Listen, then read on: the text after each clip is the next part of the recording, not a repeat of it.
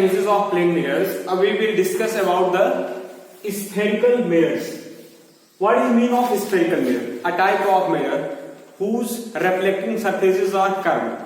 एक ऐसी टाइप का मिरर जिसकी जो रिफ्लेक्टिंग सरफेसेस होती हैं लाइट रेज के लिए वो कर्व्ड हो, ऐसे मिरर को बोलते हैं spherical mirrors. Now next question comes, how spherical mirrors form. Spherical mirrors को कैसे बनाया जाता है? So dear student, spherical mirrors are cutted from the spherical balls. Spherical mirrors को बनाने के लिए हम इसको स्फेरिकल बॉल से काटते हैं. So here we are finding a spherical mirror. Dear student, in this we are finding the many things: M, N, P, F, capital R, capital C, small f. तो हमको देखना है कि इन चीजों का मतलब क्या होता है. ये जो P है इसको बोलते हैं पोल, इसको पोल रीड किया जाएगा. कैपिटल C को बोलते हैं centre of curvature. R represent करता है रेडियस, F रिप्रेजेंट करता है फोकस, एंड जो आपका स्मॉल f है ये रिप्रेजेंट करता है फोकस लेंथ, एंड MN को बोलते हैं aperture. So dear student, let understand one by one. चलो हम एक एक को करके समझते हैं कि क्या है. What is the pole? Pole is the pole is the mid point of the spherical mirror. जो P होता है ना वो स्फेरिकल मिरर का एग्जैक्ट मिड पॉइंट होता है, बीच का हिस्सा, इसको हम बोलते हैं P. आफ्टर दिस आपको पोल की क्लियर हुआ होगा. Centre of curvature. ये सेंटर ऑफ कर्वेचर क्या होता है? The centre point of the spherical ball from which your spherical mirror is cutted. मतलब स्फेरिकल बॉल का वह सेंटर पार्ट जिससे स्फेरिकल मिरर काट करके बनाया गया है is known as centre of curvature, और हम इसको कैपिटल C से रिप्रेजेंट करते हैं. Dear student, after this the mid point of C and P. C और P के बीच का जो मिड पॉइंट होता है इज नोन एज फोकस. इसको हम F से, कैपिटल F से रिप्रेजेंट करते हैं. और जो भी रेज ऑफ लाइट होती हैं वो F से ही फोकस होकर के निकलती है. आफ्टर दिस स्टूडेंट, इसके बाद the distance between the C means centre of curvature and pole. The distance between center of curvature and pole is known as radius. हम इसको बोलते हैं radius. And the distance between the focus and pole is known as focus length. और हम इसको small f से represent करते हैं. Dear students, are you clear with at least aperture? Aperture क्या होता है? The distance between M and N. एक डायमीटर रिप्रेजेंट, इसको बोल सकते हैं diameter of the spherical mirror is known as aperture. आपको अपर्चर भी क्लियर हुआ होगा. हमने स्फेरिकल पढ़ा, स्फेरिकल के बाद स्टूडेंट पोल पढ़ा, सेंटर ऑफ कर्वेचर पढ़ा, रेडियस पढ़ा, फोकस लेंथ पढ़ा एंड अपर्चर पढ़ा. हमको इसमें दो चीजें और मिली. एक मिला R जिसको हम बोलते हैं रेडियस, और दूसरा मिला आपको स्मॉल f जिसको बोलते हैं फोकस लेंथ. ये दोनों चीजें इसी स्फेरिकल मिरर में प्रेजेंट होती है. इन दोनों के बीच एक रिलेशन होता है. रिलेशन क्या होता है आप थोड़ा ध्यान से देखिएगा. C और P के एग्जैक्ट बीच में आपका प्रेजेंट है F. तो श्योर सी बात है कि C और P के बीच का लेंथ जो R है उसका हाफ, उसका आधा F होगा. मतलब F को अगर 2 टाइम ऐड किया जाए तो वो रेडियस के इक्वल होगा. हम इसको लिख सकते हैं relation between radius and focus length. आप लिखेंगे R is equal to 2F. आप इसको ध्यान रखेंगे बिकॉज ये बड़ा इंपॉर्टेंट है एंड न्यूमेरिकल्स में भी इसका यूज होगा. R is equal to 2F. R या हम इसको लिख सकते हैं F is equal to R by 2. F is equal to R by 2. एक चीज और स्टूडेंट, हमने आपको प्रिंसिपल एक्सिस हम बताते हैं. A line who passes through the center of curvature, focus and pole. A line who passes from the center of curvature, focus and plane is known as principal axis. हम इसको बोलते हैं student principal axis. After this, student,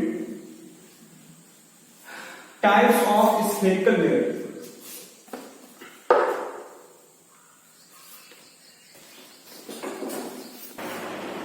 types of spherical mirror. Students, types of spherical mirror की बात करते हैं। हमने spherical mirror पढ़ा ही था कि type of mirror whose curved surfaces are reflective, whose curved surfaces are reflective are known as spherical mirror. Specially ये दो तरीके के होते हैं, first is convex mirror and second is concave mirror.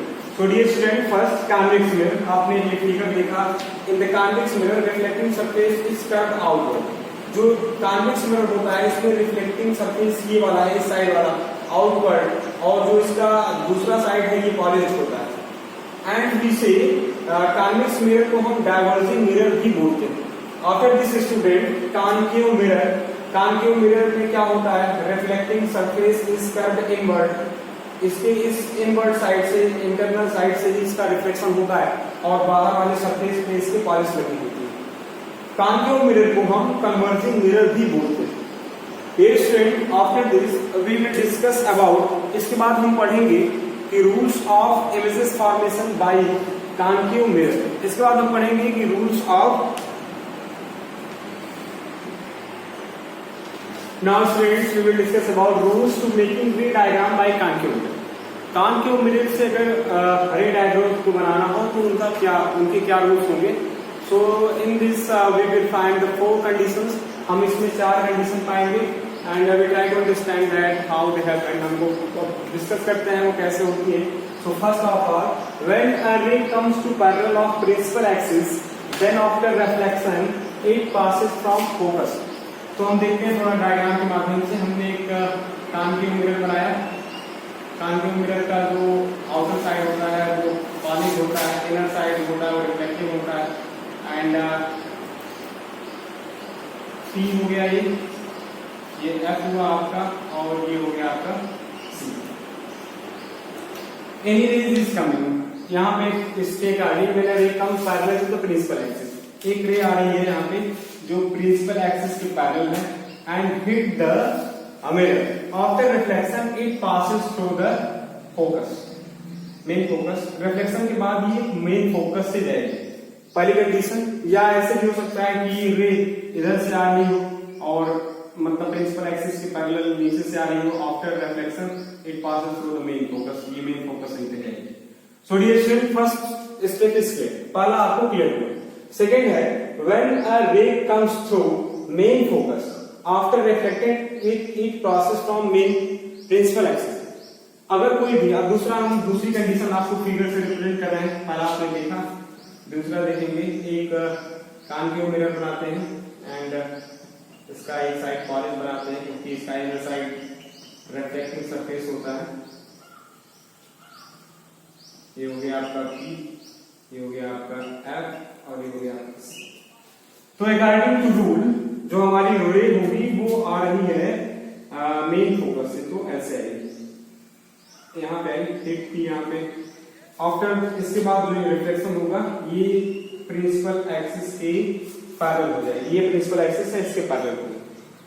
It this situation में भी ऐसे भी हो सकता है कि रे यहाँ से निकले, इस तरीके से जाए यहाँ पे, फिर यहाँ पे करने के बाद, हिट करने के बाद इसका रिफ्लेक्शन ऐसे हो जाए प्रिंसिपल एक्सिस के parallel. Dear students, now second situation clear. First भी क्लियर हो गया और आपका सेकंड भी क्लियर हो गया। अब थर्ड सिचुएशन की बात करते हैं कि जब कोई ray, when any ray is coming through the centre of curvature, then it goes at the same path back. तो ये वापस उसी पथ पर, सेंटर ऑफ कर्वेचर से ही वापस चल जाएगी। ये जो तीसरा होगा, तीसरे का जो आपके लिए डायग्राम होगा, थर्ड डायग्राम हम आपको दिखा रहे हैं यहाँ पे। एक कॉन्केव मिरर बनाते हैं हम यहाँ पे, पॉलिश किया हमने इसको, प्रिंसिपल एक्सिस P F। देखिए ये रहा सेंटर ऑफ कर्वेचर। हमने देखा कि जो हमारी रे है वो यहां से और हिट की यहाँ पे आपके मिरर पर, और इसका जो रिफ्लेक्शन होगा वो इसी रास्ते से, ऐसे ही यहां से दोबारा इसी रास्ते से वापस चली जाएगी। ये रही तीसरी सिचुएशन स्टूडेंट्स। ये यहां से भी दिखाया जा सकता है, इसको ऐसे भी लेके जाएंगे तो फिर इसका जो रिवर्स होगा वो रिफ्लेक्शन होगा, सेम इसी पथ पे वापस हो जाएगा। नाउ स्टूडेंट्स फोर्थ सिचुएशन हम आपको दिखाते हैं कि व्हेन, आप देखिए यहां पे दिया गया ना कि when ray of light strikes at pole of mirror then it makes equal angle after reflection. अगर जैसे कोई भी देखते हैं किसी भी मिरर पे जो रे ऑफ लाइट होगी वो पोल पे स्ट्राइक करेगी, ये पोल है, इस पे स्ट्राइक करेगी F और ये C हुआ, इस पे स्ट्राइक करेगी तो जैसे इसका इंसिडेंट रे इस तरीके से होगी, ये हो गई incident ray. After reflection it makes equal angle, यहां से मींस ये हो जाएगा angle I is equal to angle R। और ये फोर्थ रूल हमारा यही कहता भी है कि कोई भी अगर रे ऑफ लाइट पोल पे आती है तो incident angle of incident will be equal to angle of reflection. Dear student, after this we will discuss about various position of objects and its image for तो स्टूडेंट्स इसमें ray diagrams for image form by concave mirror, इसमें हम 6 situations के about discuss करेंगे, 6 conditions होंगी और हम देखेंगे कि किस कंडीशन में ऑब्जेक्ट से हमारा कैसा इमेज बनेगा, उसकी पोजीशन कैसी होगी, उसका नेचर कैसा होगा, उसकी साइज कैसी होगी। हमको स्पेशली इन्हीं चीजों को जानना है, position of object, position of image, nature and size.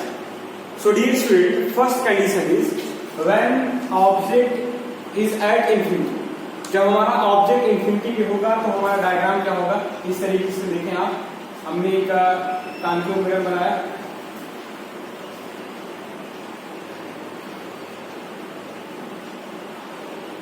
Principal axis इसकी थी, ये F हुआ आपका और ये C हुआ। Dear student, your object is at infinity, so we have no any correct location. तो हमारे पास कोई करेक्ट लोकेशन नहीं है कि ऑब्जेक्ट कहाँ पे होगा। So we took some rays who are coming to the parallel of principal axis। हमने देखा ये रेज हैं जो प्रिंसिपल एक्सिस के पैरेलल आ रही है, कि ये इस तरीके से है। आफ्टर द रिफ्लेक्शन हमने अभी भी रूल्स पढ़े हैं कि जो भी रेज प्रिंसिपल एक्सिस के पैरेलल आती है आफ्टर रिफ्लेक्शन वो मेन फोकस से पास करती है, ये इस तरीके से निकल जाएंगी और यह भी यहीं से निकल जाएगी।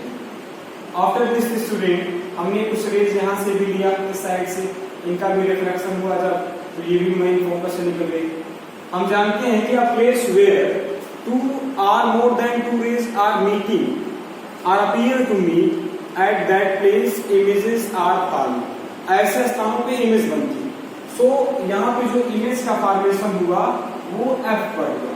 हम इसको बताएंगे कि जो आपका इमेज बना वो F पर बना। Dear student, what will be the nature? यहाँ पे आपका ऑब्जेक्ट बन गया और हम इसको I से रिप्रेजेंट करते हैं, I डैश। अब हम देखते हैं what will be the position of image। तो at F, इसको आपने पढ़ा ही अभी मतलब जो इमेज बना वो F पर बना। एंड नेचर वो होगी रियल होगा इमेज और इन्वर्टेड होगा, रियल होगा और इन्वर्टेड का मतलब उल्टा होता है। साइज जो होगी वो पॉइंट साइज होगी, मतलब बहुत ही ज्यादा छोटा, जो आपका इमेज बनेगा वो ऑब्जेक्ट की तुलना में काफी ज्यादा छोटा होगा। Dear student, after this between infinity and centre of curvature, in second situation our object will be between infinity and centre of curvature. So इसका जो डायग्राम होगा वो ऐसा होगा।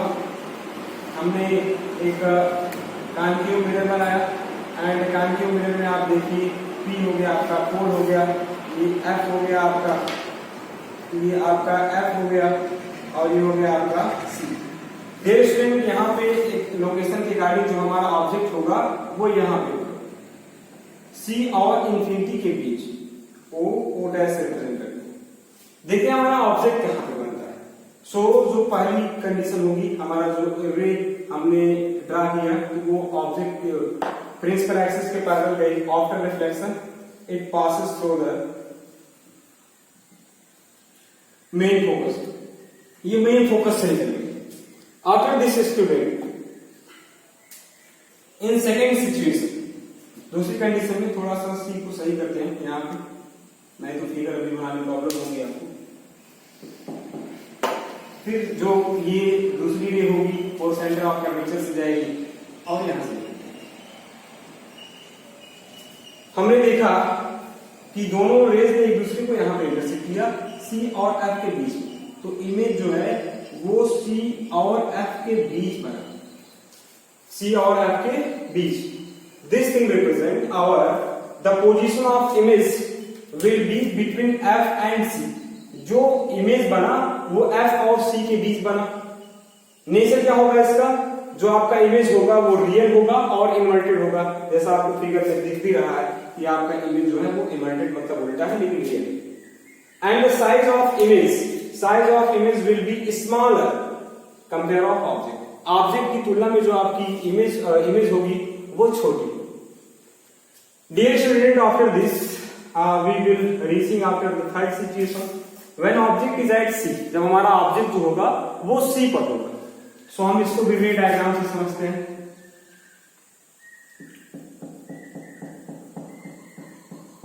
ये रहा आपका कॉन्केव मिरर, हमने इसमें पी को रिप्रेजेंट किया, एफ और आपका सी आ गया। In this situation dear student, your our object is at C. हमारा जो ऑब्जेक्ट है ना वो सी पर है। हमने अपने ऑब्जेक्ट को सी पे रखा, ओ डैश। अब यहां पे कंडीशंस हैं कि हमारा जो इमेज फॉर्म करेगा वो कहां पे फॉर्म करेगा। पहली इमेज जो हमने यहां से ड्रा की वो प्रिंसिपल एक्सिस के पैरेलल गई और आफ्टर रिफ्लेक्शन ये इस तरीके से निकली। दूसरी कंडीशन ऑफ स्टूडेंट, दूसरी भी हमने ड्रा किया तो ये मेन फोकस से निकली और प्रिंसिपल एक्सिस के पैरेलल होकर निकल गई। यहां पे हमने देखा कि दोनों रेज ने एक दूसरे को इस प्लेस पे इंटरसेक्ट किया जो कि सी। तो ऑब्जेक्ट हमारा कहां पे बना, सी पे बना। ये दिख गया, देखिए इमेज की पोजीशन हो गई एट सी। जो हमारा इमेज होगा वो रियल होगा, इन्वर्टेड होगा, एंड जो हमारा इमेज होगा वो ऑब्जेक्ट के सेम साइज का होगा। अभी ऑब्जेक्ट और इमेज की साइज में कोई डिस्टर्बेंस नहीं, दोनों की साइज जो हुई वो सेम होगी। इसके बाद dear student, when our object between C and F, अगली कंडीशन पढ़ना है जब हमारा ऑब्जेक्ट सी और एफ के बीच। तो हम इसके लिए रे डायग्राम बनाते हैं, देखते हैं। हमने कॉन्केव मिरर बनाया, इसमें पी आपने रिप्रेजेंट किया, पी एफ एंड सी, तीनों चीजों को देखिए। हमारा जो ऑब्जेक्ट होगा वो सी और एफ के बीच होगा। सी और एफ के बीच का मतलब है यहां पे, सी और एफ के बीच यहां पे हमारा ऑब्जेक्ट। हमने इसको भी रिप्रेजेंट किया। जो पहली हमारी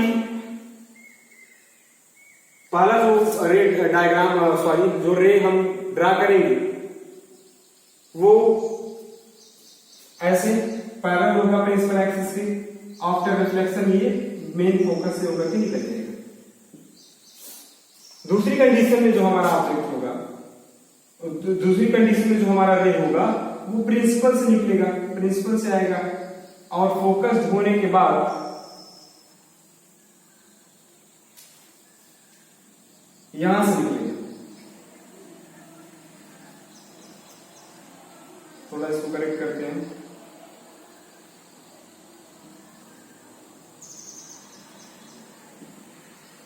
जो हमारा इमेज बना वो यहां पे बना आफ्टर सी के बाद। अब देखिए, when object between C and F, जब हमारा ऑब्जेक्ट सी और एफ के बीच होगा, then our image form beyond C के बाद और इंफिनिटी के बीच में बनेगा। Second condition, our object will be real, जो इसका नेचर होगा ऑब्जेक्ट हमारा रियल होगा, इन्वर्टेड होगा, and the size is enlarge, size जो है वो ऑब्जेक्ट की तुलना में बड़ी होगी। Dear student, after this fifth situation आती है when object is at F. पांचवी कंडीशन ये है जब हमारा ऑब्जेक्ट जो है वो एफ पर है। देखिएगा इसको, ऑब्जेक्ट एफ पे होगा तो फिर सिचुएशन क्या होगी। हम एक डायग्राम बनाते हैं अपना।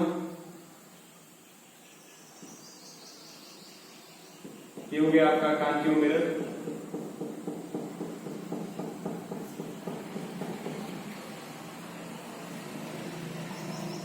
पी एफ सी, हमारा ऑब्जेक्ट जो है वो एफ पर है। ओके, जब कोई ऑब्जेक्ट एफ पर होगा तो इमेज फॉर्मेशन कैसी होगी? पहली कंडीशन हो गई हमारी,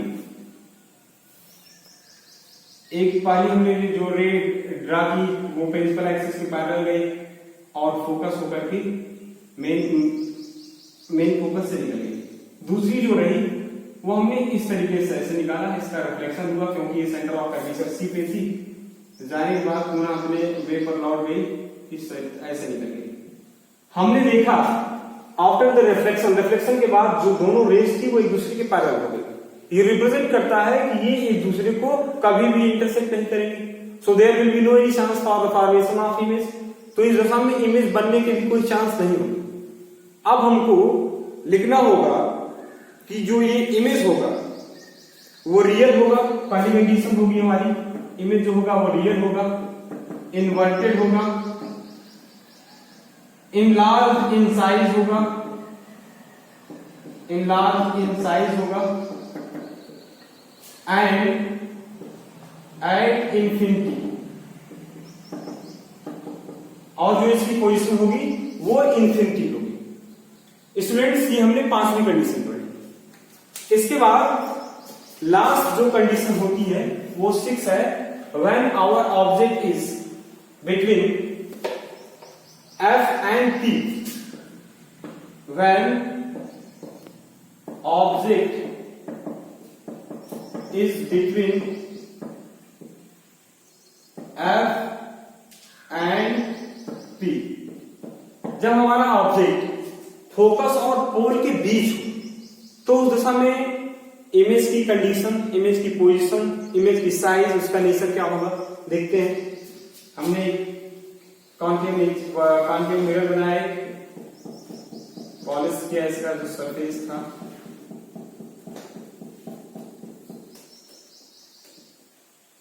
ये P हो गया, ये F हो गया एंड ये C। अकॉर्डिंग कंडीशन और object location will be here. Condition के अकॉर्डिंग जो हमारे ऑब्जेक्ट की लोकेशन होगी ये वो। पहली में हमने जो ड्रा की वो प्रिंसिपल एक्सिस के पैरेलल थी और इसका रिफ्लेक्शन हुआ ये इधर से। दूसरी रे जो थी वो इधर से गई और इसका रिफ्लेक्शन हुआ ये यहां से। हमने देखा कि इस साइड जब इसको हम बढ़ाएंगे तो इनके बीच की डिस्टेंस जो है डिस्टेंस जो है वो बढ़ती चली जाएगी। सो देयर नहीं बनेगा कि एक दूसरे को कहीं इंटरसेक्ट करे।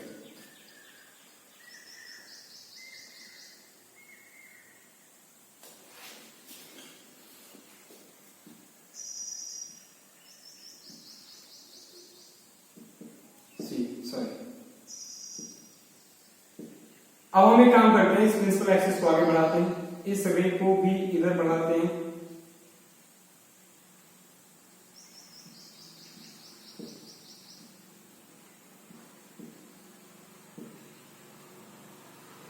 और इसको बढ़ाएंगे आगे तो पता चलता है कुछ डिस्टेंस से पीछे जाकर के ये एक दूसरे को कट कर देते हैं। ये रिप्रेजेंट करता है कि दोनों रेज जहां पे अपीयर कर रही है कि एक दूसरे को इंटरसेक्ट कर रही है, यहीं पे इमेज बनेगा and our image will be erect but virtual। कुछ ध्यान दीजिए क्वालिटीज पे, इमेज जो हमारा होगा वो वर्चुअल होगा, इन साइज होगा,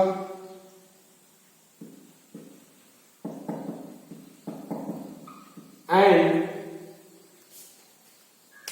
बिहाइंड द मिरर। पोजीशन की बात करेंगे तो बिहाइंड द मिरर के पीछे।